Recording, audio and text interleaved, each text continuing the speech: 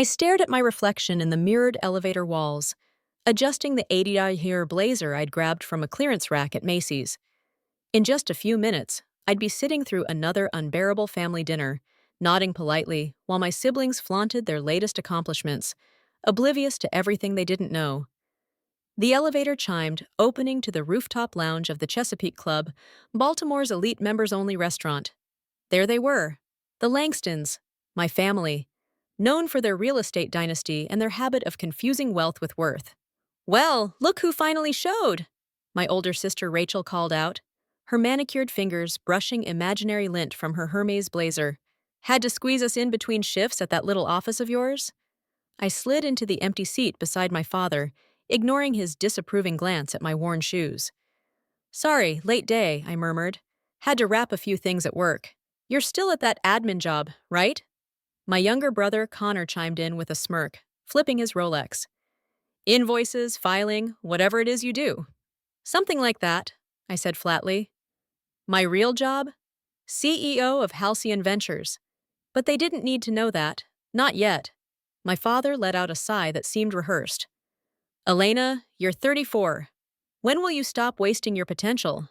Rachel's overseeing our Florida expansion. Connor just locked in a $10 million 0 cents listing. And I'm keeping the lights on," I said with a polite smile. Rachel beamed. "You'll love tomorrow's news. Langston Properties is partnering with Bellcrest Capital. Their CEO is flying in to sign the deal. 40 million, can you believe it?" I sipped my sparkling water slowly, hiding the twitch in my smile. "Bellrest Capital, my company. We've worked for months on this," Connor added proudly. "They're sending someone named, what was it? Elena Blackwood? Never heard of her. Probably someone riding on connections," Rachel added with a smirk. I held their gaze evenly. "You'll get to meet her tomorrow." They laughed, clinked glasses, and talked about legacy. Meanwhile, I mentally reviewed the agenda for tomorrow's meeting, the one where they'd be begging for my signature. They called me the family's black sheep. They still do. But after tomorrow, they'll call me boss. I saw opportunities they were too entitled to notice. The startup I worked for back then, Orion Data Systems, had game-changing AI algorithms, but their finances were a train wreck. When they teetered on the edge of bankruptcy, I quietly used my modest savings and insider knowledge of their cash flow to acquire a controlling stake for pennies on the dollar. The founders were brilliant engineers, relieved to hand off the business side. They just wanted to code and create, and I let them. Within 2 years, Orion had evolved into Bellcrest Capital, a powerhouse tech investment hybrid that now ranks among the top private equity firms in North America. No one ever knew I was behind it. I kept everything shielded behind holding companies and anonymous trusts, attended board meetings via secure video feeds, masking my voice through software. While Rachel and Connor flashed their wealth on social media, I quietly built an empire. Bellcrest now holds equity in over 60 companies, including several that have outbid my family's firm on major real estate developments. I never upgraded my life, still lived in my modest 2-bedroom walk-up in Mount Vernon, still drove the same Honda Civic from college. Success didn't need to be loud. The waiter interrupted my thoughts with another round of cocktails. My mother jumped into her favorite critique, my single status. "You know, Ilana, if you just tried a little, maybe got your hair done, dressed in something that didn't look like it came off a clearance rack, you might attract someone worthwhile. Rachel's husband is a partner at Goldman Sachs." Rachel smirked. "James and I are hosting a gala for the Children's Trust next month. $3,000, 0 cents a plate. But don't worry, Ilana, we won't make you feel out of place." Connor chuckled. I thought about the invitation sitting on my desk at home, addressed to Bellcrest's CEO. They were practically begging me to attend. "I'm not unhappy," I said, calmly cutting into my steak. "Success doesn't look the same for everyone." My father scoffed. "That's what failures say to feel better." Then Rachel suddenly lit up. "Oh, remember that tiny tech firm you worked for? Guess who bought them?" "Bellcrest Capital," Connor laughed. "If only you'd stayed, Ilana, you could have actually been part of something big for once." I dabbed my lips with my napkin, suppressing a grin. "Yes, imagine that." "Ilana," my mother said, "their CEO is brilliant, ruthless. Private, the kind of success you'll never be. I raised my glass. Here's to surprises. The CEO of Bellcrest is coming to the contract signing tomorrow, Rachel said, chin lifted like she was announcing a royal visit. They're extremely selective about their partnerships. Clearly, they know the Langston name carries weight. Clearly, I murmured, glancing at my phone beneath the table. An urgent email from my CFO had just come in. Another tech acquisition in San Diego, one that would shake up the entire industry. The kind of deal Rachel couldn't even dream of. Put that away, my mother snapped. It's not like anything important is coming through. Show some manners, Ilana. If she knew I was in the middle of negotiating a 9-figure merger, she might think twice. But I just nodded, slipping my phone into my purse. Let them believe what they want, for now. Dinner played out like it always did. Connor bragging about his growing real estate empire. Rachel gushing about her gala guest list. My parents practically glowing with pride at their overachievers. And me? I was the easy target. The quiet disappointment. I let it all roll off me. Tomorrow would speak for itself. The signing was scheduled for 10 a.m. sharp at Langston Properties' main office downtown. Rachel had chased this partnership with Bellcrest for nearly a year. Clueless that she'd been negotiating with the sister she dismissed at every opportunity. As we wrapped up, Rachel leaned in with one final jab. Don't worry, Alana. Maybe one day you'll get to vacation at one of my resorts. I'll even let you use the family discount. I smiled, thinking of my cliffside mansion in Big Sur. Bought in cash, never rented. That's generous of you, Rachel. Connor tossed down his black Amex to cover dinner. Next round's at my new penthouse, he said with a smirk. Though fair warning, it might make some of us feel a little underdressed. I grabbed my well-worn tote bag and stood. Good luck tomorrow, I said smoothly.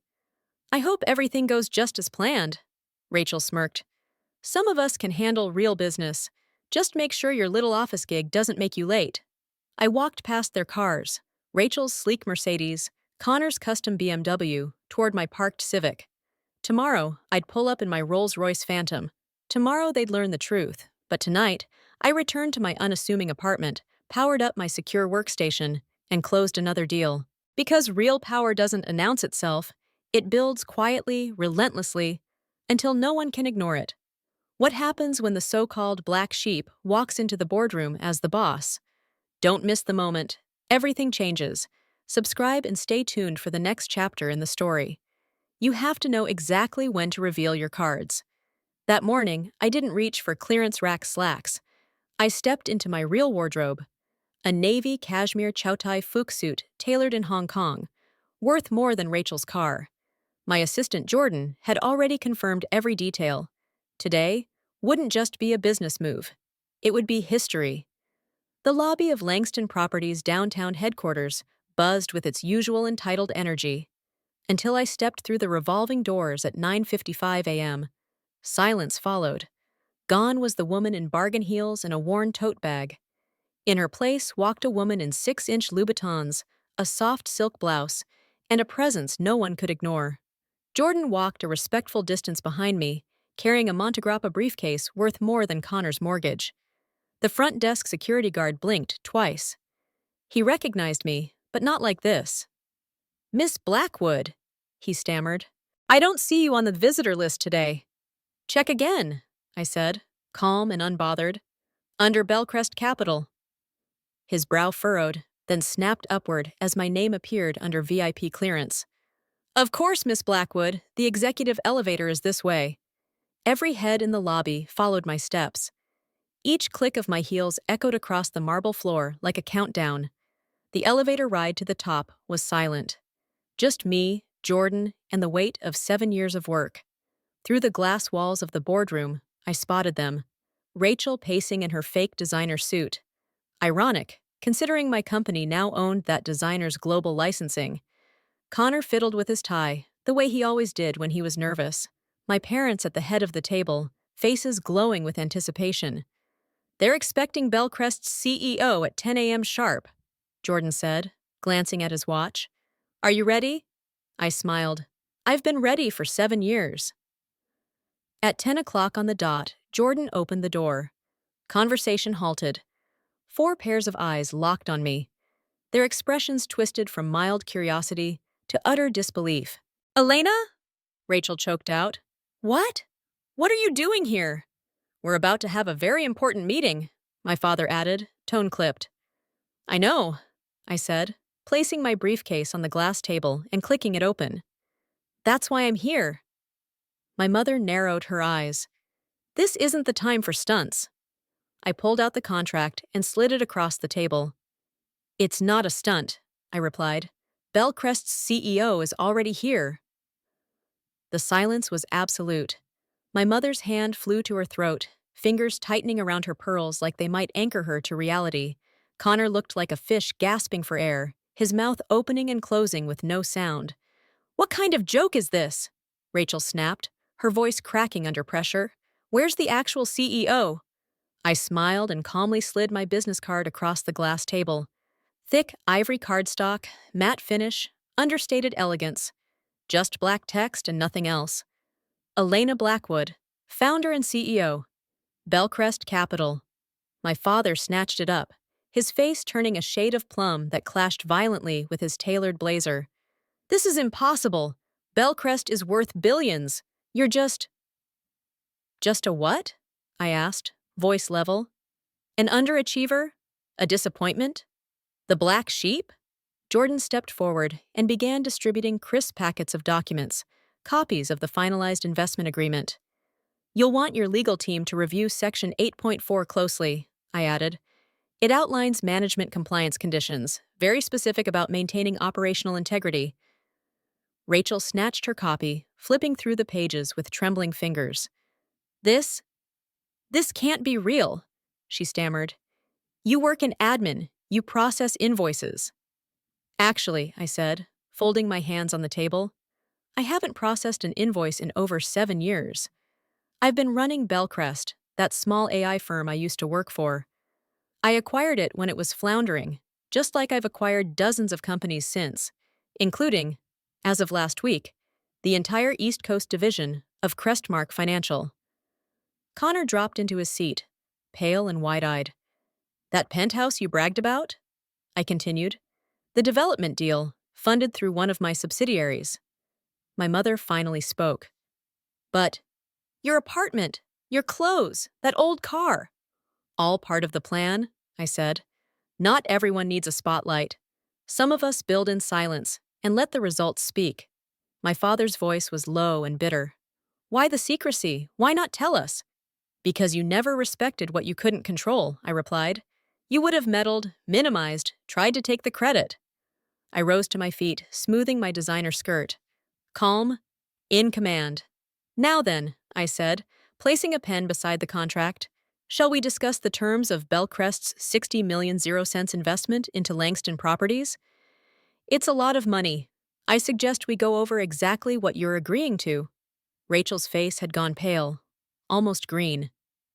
"The negotiations? I've been negotiating with you this whole time?" "Through intermediaries," I nodded. "Though, I have to admit, your original proposal was wildly inflated. Luckily, I already had access to the real numbers. The next hour was excruciating for them, and incredibly satisfying for me. I walked them line by line through the Bellcrest Capital contract, pausing just long enough at key clauses to watch their reactions shift from disbelief to dread. The $60 million 0 cents investment would save Langston Properties from the brink. Debt was piling up faster than they could disguise it, even from one another. Their so-called empire was crumbling behind the glossy PR campaigns, and I knew it. "Of course," I said, flipping to the last section. "This agreement comes with conditions. Specifically, management restructuring." I looked directly at Rachel. "You'll be stepping down as project lead." Her lips parted, stunned. "You can't. This is my deal, my project." "Actually, I can. And it's my deal," I replied coolly. "Just like the last 3 you took credit for. Every one of them funded by Bellcrest subsidiaries." I turned to Connor, whose fake composure was cracking. "As for your real estate empire, we need to discuss those leveraged loans you've been hiding from the family. Bellcrest now owns the majority of that debt, which means you work for me." My father surged to his feet, his chair scraping loudly. Now listen here, Elena. This is outrageous. You can't just come in and— I can, I cut in, voice calm but razor sharp. And I have. Bellcrest isn't just some holding firm. We have interests in over 60 major corporations. Your company? It's a footnote in our portfolio.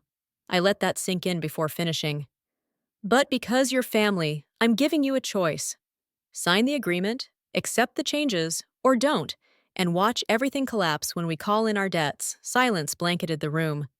Rachel's shoulders shook with silent tears. My mother, so perfectly poised all her life, sat slumped in defeat. Connor stared at the papers like they were written in fire. My father finally picked up the pen. His hand trembled as decades of ego shattered. One by one, they all signed. Jordan collected the contracts as I rose to my feet. I have another meeting across town, I said, slipping on my coat. Let yourselves out. My actual office makes this place look like a glorified storage unit, I said, turning toward the door. Jordan will walk you through the transition. I paused, hand on the handle. Oh, and Rachel? About that charity gala next month? Don't worry about my invitation. She blinked. I bought the venue last year, I replied with a faint smile. Actually, I own most of the buildings your events are hosted in. Funny how that works. The ride back to Bellcrest's real headquarters gave me a moment to reflect. Their stunned faces had been deeply satisfying, yes, but this wasn't about revenge. It was about liberation. I was finally free to stop pretending. My phone buzzed. A text from my mother. Why didn't you tell us? I stared out at the Baltimore skyline, thinking of every dinner where they ridiculed my car, every backhanded comment about my potential, every time they treated me like background noise. Because you never would have believed me. You only respect power when it's shoved in your face. In the months that followed, the landscape shifted. Rachel was quietly reassigned to a strategic advisory role, a graceful way of being sidelined. The projects she once claimed were now credited properly to Bellcrest's team. Connor's real estate empire was folded under Bellcrest's restructuring unit, his debts absorbed but his independence gone. As for my parents, they rewrote the past like prose. Suddenly, they always known I was gifted. They gushed to friends about their visionary daughter, the mysterious billionaire who just needed time to bloom. I let them talk. It cost me nothing. I kept my modest apartment for balance, and finally retired the Civic, donating it to a local women's shelter. My real residences, including the private penthouse that crowns Bellcrest Tower, remained my secret refuge. The next family dinner? It took place in my executive suite, 60 stories above the city. They marveled at the floor-to-ceiling skyline views, the curated modern art, the quiet opulence. I raised a glass of red that cost more than Rachel's monthly salary. Success, I said softly, isn't about what you show off, it's about what you build when no one's watching. No one dared respond. For once, the black sheep had silenced the flock. But the real twist? I still shop at Target because real power doesn't need validation. It knows exactly who it is and doesn't flinch when no one else does. If you've made it to the end of my story, thank you. Not just for watching, but for seeing me. For years, I was the one overlooked. The black sheep. The quiet observer who didn't fit into their mold. But I've learned that you don't have to shout to be strong, and you don't need approval to be worthy. If you've ever been underestimated, if your value was measured by your car, your clothes, or how well you fit someone else's expectations, leave a comment below. Tell me your story. I truly want to hear it. And if any part of this resonated with you, hit subscribe. Not for the drama, but for the reminder that sometimes the ones they doubt the most are the ones quietly building empires. You don't have to prove your worth to anyone who refuses to see it. You just have to know it for yourself and build anyway, quietly, relentlessly, and in your own way.